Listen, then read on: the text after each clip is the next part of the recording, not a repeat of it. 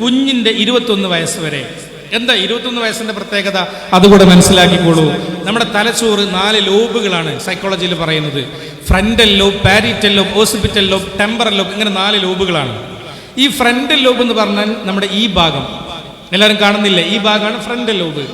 ഈ ഫ്രണ്ടൽ ലോബിലെ ഈ ഒരു ഭാഗമുണ്ട്, ഈ ഒരു ഭാഗത്തിന്റെ പേരാണ് പ്രീ ഫ്രണ്ടൽ കോർട്ടക്സ്.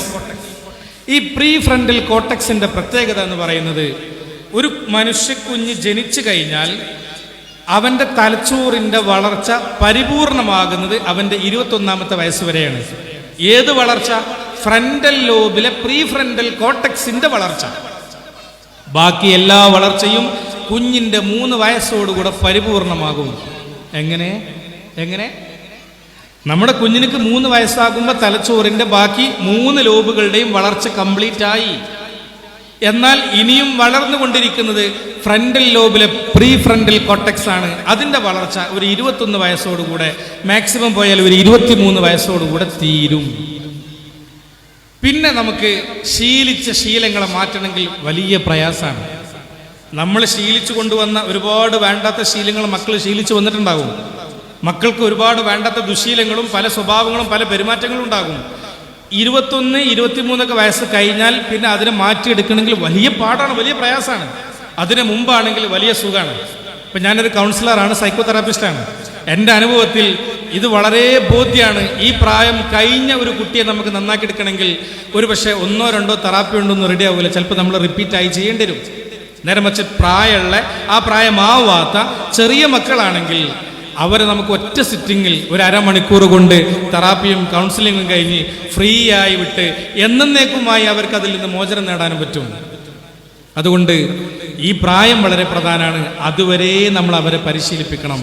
അങ്ങനെ പരിശീലിപ്പിച്ചാൽ ഒരു കാര്യം ഉറപ്പാണ്, നിങ്ങളുടെ മകൻ, നിങ്ങളുടെ മകൾ നിങ്ങളെ കൂടെ ഉണ്ടാകും. എന്തിനും ഏതിനും തുണയായി, താങ്ങായി, സന്തോഷമായി, വലിയ ആനന്ദമായി അവർ നിങ്ങളെ കൂടെ ഉണ്ടാകും. നിങ്ങളുടെ ഓരോ ദിവസത്തിലെയും 8 മണിക്കൂർ, ഒരു 60 വയസ്സ് ജീവിക്കുന്ന ഒരു മനുഷ്യനെ സംബന്ധിച്ചിടത്തോളം അവന്റെ 20 വർഷമാണ് അവന്റെ ഹാപ്പി. 20 വർഷം ഉറങ്ങാണ്, 20 വർഷം ജോലിയും ടെൻഷനും പഠനങ്ങളും അനുബന്ധ വിഷയങ്ങളാണ്. ബാക്കി 20 നമുക്കുള്ളത്. ആ 20 ആനന്ദകരമാക്കാൻ നിങ്ങൾക്ക് കഴിയും. ഞാൻ എങ്ങനെ പറയാം, രാവിലെ നമ്മുടെ മകള് എണീക്കുന്നത് ആലോചിച്ചോളൂ. എല്ലാവരും ആലോചിച്ചോളൂ.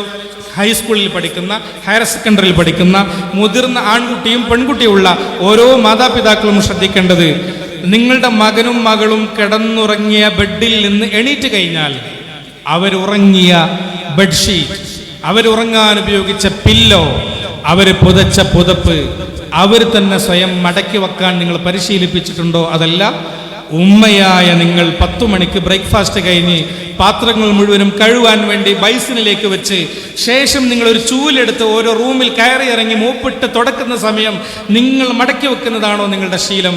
നിങ്ങൾ നിങ്ങളെ കുഞ്ഞിനെ സ്വന്തമായി മടക്കി വെക്കാൻ പരിശീലിപ്പിച്ചിട്ടുണ്ടോ? ഇല്ലേ? മദ്രസയിൽ 1 അല്ലെങ്കിൽ അതിന് താഴെയുള്ള കുട്ടിയുടെ കാര്യമില്ല ഞാൻ ചോദിച്ചത്. പിന്നെ കെട്ടിച്ചു പറഞ്ഞേക്കാനായ നിങ്ങളുടെ മകൾ, അന്തവും കുന്തവും വെച്ച ബോധം വെച്ച നിങ്ങളുടെ മകൻ, അവർ കിടന്നുറങ്ങിയ ബെഡ്റൂമിലെ ഈ പറഞ്ഞ സാധനങ്ങൾ നിങ്ങളാണോ മടക്കി വെക്കാറുള്ളത്? അവരാണോ അത് വൃത്തിയിൽ വെക്കാറുള്ളത്? എന്തായിരിക്കും ഉത്തരം? ഉമ്മയിരിക്കും. എന്നാ ഇങ്ങനെ പറഞ്ഞു വെറുപ്പിക്കും. എത്ര പറഞ്ഞാലും കേൾക്കൂല. കെട്ടിച്ച് പോവാനുള്ളതാണ്, വേറെ പേരേക്ക് പോവാനുള്ളതാണ്, എന്തെന്നേക്കും റബ്ബേ ഇങ്ങനെ പറഞ്ഞ് പെൺകുട്ടിനെ വെറുപ്പിക്കും. ഉമ്മ ഉപദേശത്തിന് കുറവുണ്ടാവില്ല, പറഞ്ഞ് വെറുപ്പിക്കണതിന് കുറവുണ്ടാവില്ല. ഈ ആണുങ്ങളും പെണ്ണുങ്ങളും പറഞ്ഞതിലൊരു വ്യത്യാസം ഉണ്ടല്ലോ. നമ്മൾ വെട്ടൊന്ന് തുണ്ട്, നമ്മൾ ആണുങ്ങളുടെ പ്രത്യേകത എന്താ? വെട്ടൊന്ന് തുണ്ട് 2 വേഗം തീരുമാനമാവും. ഉമ്മമാരെങ്ങനെ പറഞ്ഞിട്ട് വെറുപ്പിച്ചിട്ട് കൈ കൊടുക്കും. ശരിയാണോ അല്ലേ മക്കളെ? ശരിയാണല്ലേ? എല്ലാ മക്കളും ഒരു ശരിയാണ്. എല്ലാവരും അനുഭവിക്കുന്ന സാധനമാണ്. നമ്മളൊക്കെ അങ്ങനെ അനുഭവിച്ചു പോകുന്നതന്നെയല്ലേ? ഉമ്മാർക്കൊരു സ്വഭാവം ഉണ്ട്, 1 or 2 പ്രാവശ്യം പറഞ്ഞാൽ നിർത്തൂല, പറഞ്ഞിട്ട് വെറുപ്പിച്ചിട്ട് കൈ തരും. ഓലങ്ങനെ ചിരിക്കുണ്ടാവും ഇത് കേൾക്കുമ്പോൾ. അങ്ങനെ പറഞ്ഞ് വെറുപ്പിക്കും. പക്ഷെ ഇവിടെ വേറൊരു സംഗതി ഉണ്ട്, ഭയങ്കര സങ്കടമായിട്ടില്ലേ? ഇതേപോലത്തെ ഈ ആൺകുട്ടി ഉണ്ടല്ലോ, ഈ ഇരിക്കണ ആൺകുട്ടികളതാ, അവിടെയുള്ള വില്ലങ്ങന്മാരതാ, ആ നല്ല കുട്ടികൾ, എനിക്ക് ഇഷ്ടപ്പെട്ട നല്ല മക്കള്. അവിടെ നോക്കി, എല്ലാവരും അങ്ങോട്ട് നോക്കി, കണ്ടോ? സദസ്സിന്റെ ആ ഭാഗത്തുള്ള നിങ്ങളെ പോലത്തെ കുട്ടികൾ. നിങ്ങൾ ഉമ്മാര് പറയാൻ തുടങ്ങി എന്താ ചെയ്യല്? ഇടക്കൊന്നും പോലെ ഇങ്ങോട്ട് കൂട്ടണ്ടേ? ഉമ്മാര് പറഞ്ഞ് വെറുപ്പിക്കൂലേ? ഒരിട്ട് പറഞ്ഞാൽ നിർത്തുവോ? പറഞ്ഞ് വെറുപ്പിച്ച് കൈ തരൂലേ? ഈ സമയത്ത് നിങ്ങൾ എന്ത് ചെയ്യും? ഉമ്മ തുടങ്ങി, ഉമ്മാന്റെ ജനറേറ്റർ സ്റ്റാർട്ടാക്കിക്കണ്, ഒറ്റ സ്കൂട്ടാവലാക്കരം, ശരിയല്ലേ? നേരെ അങ്ങാടിക്കോ ഗ്രൗണ്ടിക്കോ അല്ല സൈക്കിൾ എടുത്തിട്ടോ നമ്മൾ പോകും.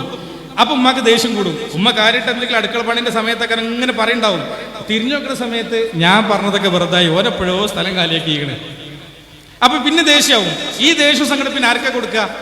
അപ്പുറത്ത് ചിലപ്പോൾ മൊബൈലിൽ കളിക്കുന്ന പെൺകുട്ടി ഉണ്ടാവും, ഓളെടുത്തേക്കാണ് പോയിട്ട് ഒരു പെരുമയാണ് പെയ്യും, കിട്ടും. പാവം പെൺകുട്ടികൾ ഉമ്മാനെ സഹിക്കാൻ വേണ്ടി വിധിക്കപ്പെട്ടവരാണ്. ഓൽക്ക് പോകാൻ പറ്റുമോ? ഓൽക്ക് പോകാൻ പറ്റുമോ? അങ്ങാടിക്ക് ഓല് പോവോ? സൈക്കിൾ എടുത്തോല് പോവോ? ഓലിത് കേട്ടിട്ട് സഹിച്ചിട്ടുണ്ട്, ഇടങ്ങാറാവും. എന്നിട്ട് ഉമ്മയും മോളും പെരിയ വക്രാണാക്കാരം, അങ്ങോട്ടും ഇങ്ങോട്ടും കീരിയും പാമ്പോക്കാരം. അതേ സ്ഥാനത്ത് കുറച്ച് കഴിഞ്ഞാലോ അണ്ടി കുണ്ടിയാക്കാരം. അങ്ങനെയുണ്ട്. ഓല് തമ്മിൽ ഭയങ്കര പ്രശ്നം കാണാം. ശ്രദ്ധിച്ചോ നിങ്ങള്? ആൺകുട്ടികളായിട്ട് വലിയ പ്രശ്നം ഉണ്ടാവില്ല, കാരണം തുടങ്ങുമ്പോഴേക്ക് ഓൽക്ക് തിരിയും, ഇത് നമുക്ക് ശരിയാവില്ല, അവിടെ നമ്മൾ വേഗം സ്കൂട്ടാവും. ഇത് മുഴുവൻ, ഈ പ്രഷർ മുഴുവനും സഹിക്കാൻ ആര് വിധിക്കപ്പെട്ടു? നമ്മുടെ വീട്ടിലെ പാവം പെൺകുട്ടികൾ. ഈ പെൺകുട്ടി ഇത് മുഴുവനും സപ്രസ് ചെയ്യണം, ഉള്ളിൽ ഇങ്ങനെ ഒതുക്കി ഒതുക്കി ഒതുക്കി വെക്കും. വല്ലാണ്ടാവുമ്പം പെൺകുട്ടികൾ പൊട്ടിത്തെറിക്കും. പക്ഷേ ഇങ്ങനെ പലപ്പോഴും പലതും ഒതുക്കി വെച്ച പെൺകുട്ടികൾ അവരുടെ ദാമ്പത്യ ജീവിതത്തിലേക്ക് കയറി വന്നതിന് ശേഷം ഇന്ന് കാണുന്ന കുടുംബ പ്രശ്നങ്ങളിൽ ഏറ്റവും പ്രധാനം, പെൺകുട്ടി ഈ സപ്രസ് ചെയ്ത സാധനം ചിലപ്പോഴൊക്കെ എക്സ്പ്രസ് ചെയ്യുന്നു നിസാര കാര്യങ്ങൾക്ക് വേണ്ടിയിട്ട്. What will suppress, that will express. ഒരു വോൾക്കാന പോലെ, ഒരു അഗ്നിപർവ്വതം പൊട്ടിപ്പുറപ്പെടുന്നത് പോലെ എന്ത് സംഭവിക്കുന്നു? എക്സ്പ്രസ് ആക്കുന്നു. ഇത് മുഴുവനായിട്ട് പൊട്ടിത്തെറിച്ച് പുറത്തേക്ക് വരികയാണ് നിസാര കാര്യങ്ങൾക്ക് വേണ്ടി. എന്ത് സംഭവിക്കും? നമ്മുടെ മരുമകൻ, അവളുടെ പുതിയാപ്പിള ഹസ്ബൻഡ് നേരെ കാറെടുത്തിട്ട് പെരി കൊണ്ടുവന്നാക്കിയിട്ടാണ് പോകും. തീരുമാനാക്കിയിട്ട് മോളത് നന്നാക്കിയിട്ട് പറഞ്ഞേച്ചാളി, എനിക്ക് സഹിക്കാനാവൂല എന്ന് പറയും. പിന്നെന്താ അടുത്ത പണി? എന്താ അടുത്ത സ്റ്റെപ്പ്? എന്താ? ഞങ്ങളെപ്പോലത്തെ കൗൺസിലർമാരെ വിളിക്കും, സാർ എപ്പോഴാണ് വീട്ടിലുണ്ടാവുക? അങ്ങനെ കൗൺസിലിങ്ങിൻ്റെ സെൻറ്ററിലേക്ക് വരാൻ എല്ലാവർക്കും ഭയങ്കര പ്രയാസം. കാരണം എന്താ? ഒരു പെണ്ണിനെയോ ആണിനെയോ കൗൺസിൽ സെൻറ്ററിലേക്ക് കൊടുന്നാൽ കല്യാണാലോചന വരുമ്പോൾ, അല്ലെങ്കിൽ അതൊരു 2ാം നമ്പറാണ്. അങ്ങനെ ഒരു സ്റ്റിഗ്മ നമ്മുടെ കേരളത്തിലുണ്ട്. എല്ലാവരും മാനസിക രോഗികളാണ്, എല്ലാവർക്കും ചികിത്സ വേണ്ടതുമാണ്. പക്ഷെ എന്നാലും നമ്മുടെ മനസ്സിൽ അതൊരു 2ാം നമ്പറാണ് കൗൺസിലിങ്ങിന് കൊണ്ടുപോകുക എന്നുള്ളത്. അപ്പോൾ എല്ലാവരും ചോദിക്കണം, എന്താ സാർ എപ്പോഴും വീട്ടിലുണ്ടാവുക? അങ്ങനെ നമുക്ക് കോള് വരില്ലേ? എന്നിട്ട് ഈ ടൈപ്പ് കുട്ടികളെ വീട്ടിലേക്ക് കൊണ്ടുവരും. എന്നിട്ട് നമ്മളെ പണി രണ്ടാമത് അവരെ, നിങ്ങളുണ്ടാക്കിയ കുറേ വേണ്ടാത്ത ശീലങ്ങളും നിങ്ങൾ അവരെ കൊണ്ട് ഡംപ് ചെയ്ത കുറേ വേസ്റ്റുകളും അതെടുത്ത് പുറത്തു ഒഴിവാക്കണ പണിയാണ് ഞങ്ങൾക്ക് ഉണ്ടാവുക. അമ്മയുടെ സ്നേഹമില്ലാത്ത കുട്ടികളാക്കാരം. എന്നിട്ട് ഞങ്ങളെ പണി മാതാപിതാക്കൾക്ക് സ്നേഹം ഉണ്ടാക്കി കൊടുക്കുക എന്നുള്ളതാണ്. അള്ളാഹു നമുക്ക് ബോധം തരട്ടെ. ഇത് നിസ്സാരമായി കാണരുത് നിങ്ങൾ. ഇതാണെന്ന് നടന്നുകൊണ്ടിരിക്കുന്ന ഒരു യഥാർത്ഥ ഒരു രൂപം, നമ്മുടെ കുടുംബത്തിന്റെ ഒരു പശ്ചാത്തലം. ഇതാണ് ഈ കുടുംബ സംഗമത്തിന്റെ ഒരു ഗുണമായി നിങ്ങൾ എടുക്കേണ്ടത്. കുട്ടികളെ പരിശീലിപ്പിച്ച് കൊണ്ടുവരിക എന്ന് പറയുന്ന സംഗതി.